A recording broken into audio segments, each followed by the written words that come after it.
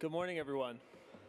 It's good to see you all again. I was away this past 2 weeks, 10 days really, on a pilgrimage to Austria and Bavaria.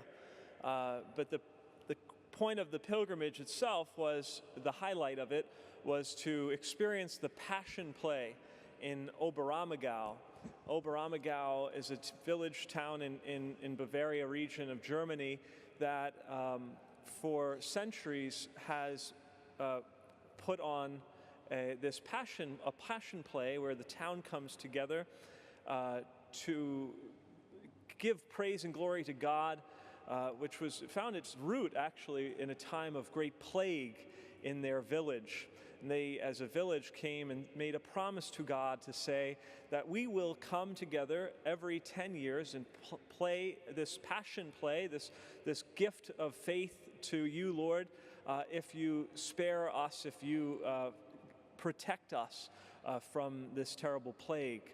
And so every 10 years, for hundreds of years now, this passion play has taken place in this beautiful village of Oberammergau. It's a 5-hour play, but I guess if you're waiting 10 years to play something, you might as well make it a long play, you know? So it wasn't like a 2-hour play, it was a 5-hour play, and we were there just at the very end of their season. Their last performance is October 2nd, tomorrow. And so I was there just at the end of these last few months when they have been performing this play. There were 4,000 people in the audience every day. They perform it for 5 days a week. They have a full house pretty much every day.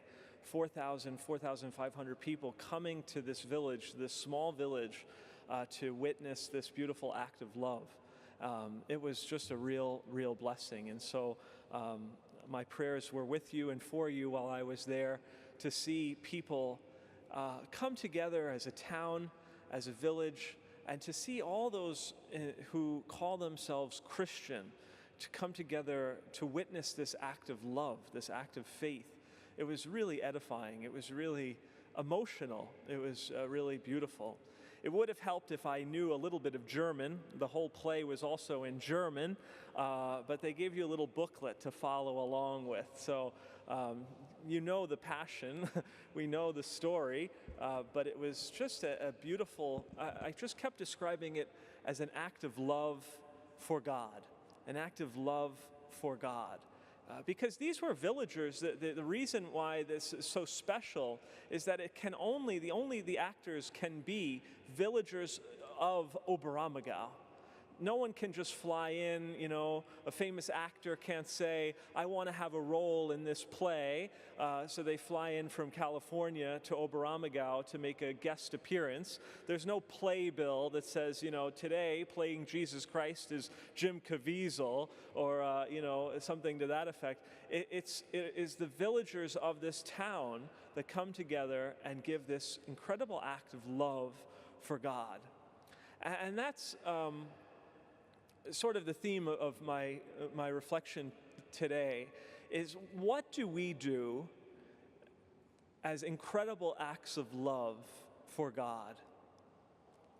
What have we done this past week that we could consider an incredible act of love for God?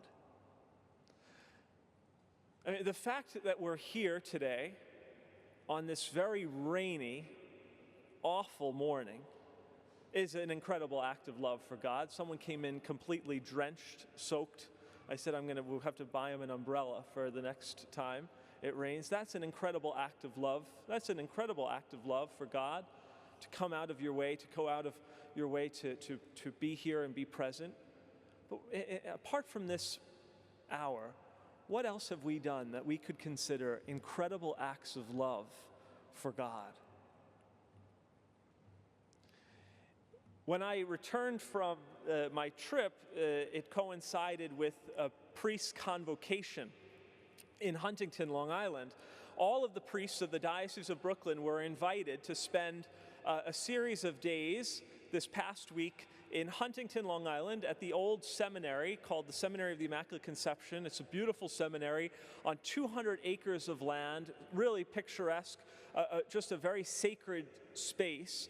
And there were two sets of groups. There was a group that can come Monday, Tuesday, and Wednesday, and then a group of priests that were able to come Wednesday, Thursday, and Friday. So I landed on Wednesday at 1:30. I jumped in my car and I drove to Huntington to be there, because on Wednesday, every priest of the diocese was invited to be present for an opportunity of fraternity, an opportunity of prayer, and a chance to listen to a keynote address. And so this year, our keynote speaker was Monsignor James Shea.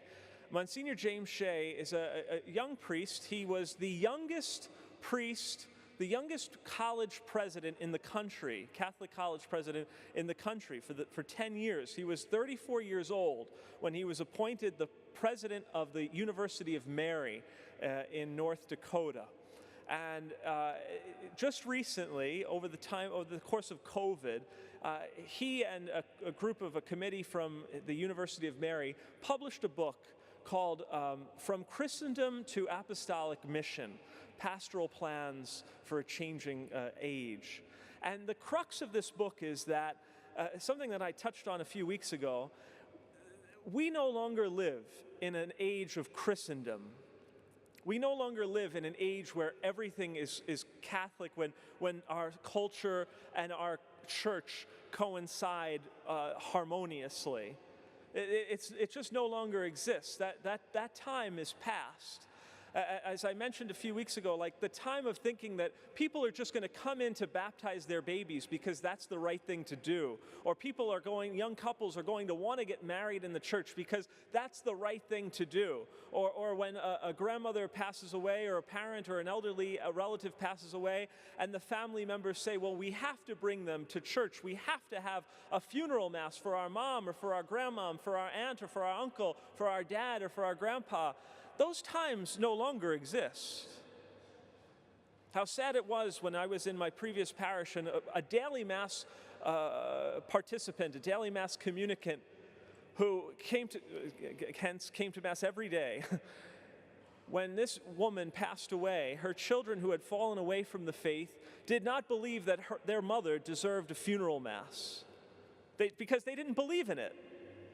This woman, who came to mass every day, was not gifted a funeral mass because her children, her grandchildren, her family did not believe that it was important.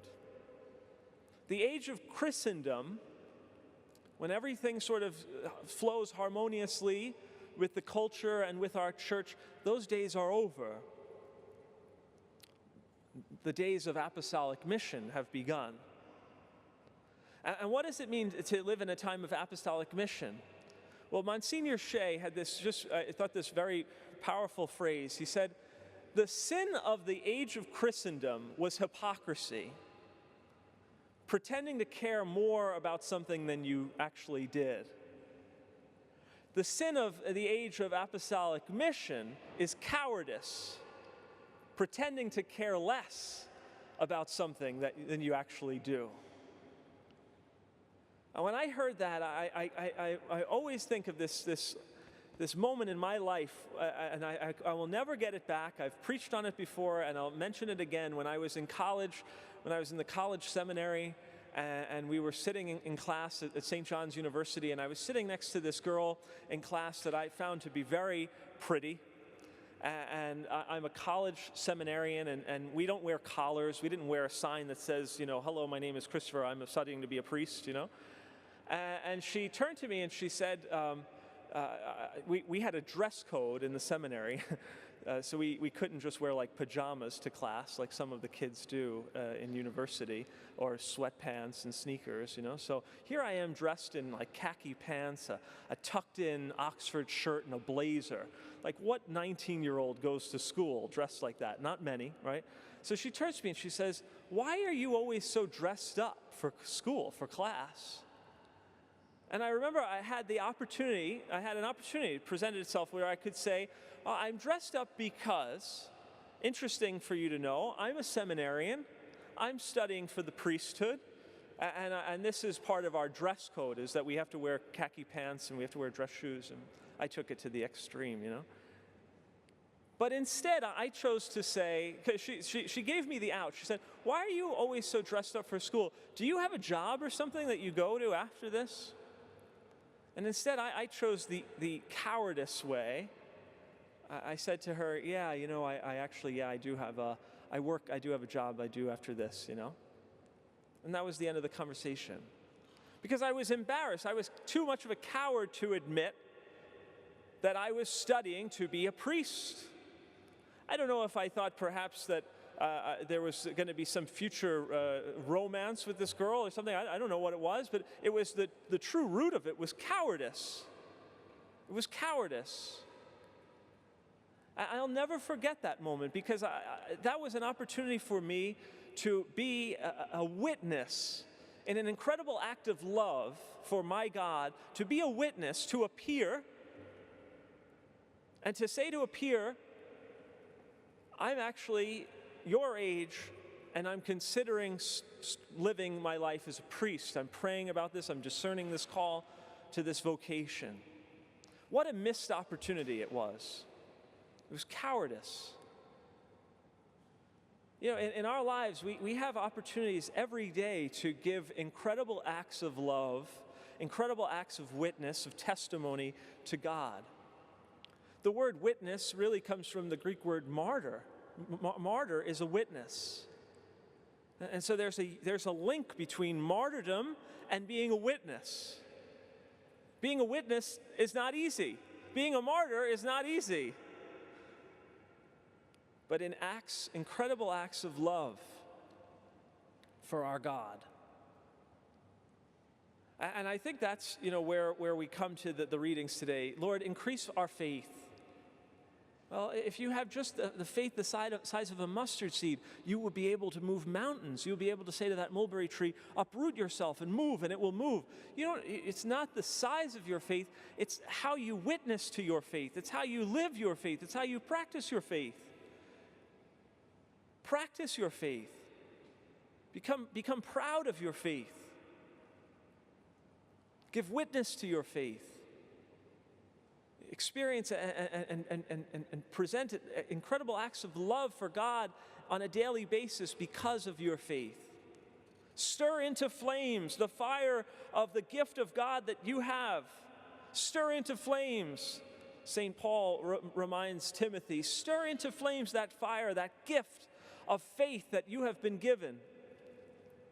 When I baptize children, in the rite of baptism is when the candle, the paschal candle, is given, the light from the paschal candle, which is the candle which signifies Christ's resurrection. It's the candle, the Easter candle, that signifies the light that breaks through the darkness. It's the candle of the flame of God's love.